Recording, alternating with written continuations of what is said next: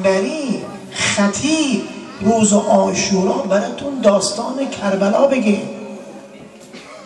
سخنرانی ولش، صحبتهای دیگه ولش. این نسل جدید باید بدونه در اماممون حسین مثل فردا بله چه گذشت. این نسل باید بدونه. ابن طاووس میفرماید که ای مؤمن فردا دست از کار بردار، کار نرو، بیا تو مجلس بنشین. فلیجلس الانسان فی العزا، تو مجلس عزا بنشینه.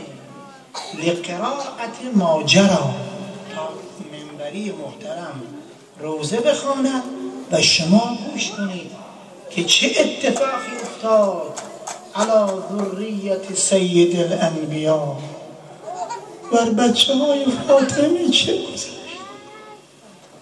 و ذکر المصائب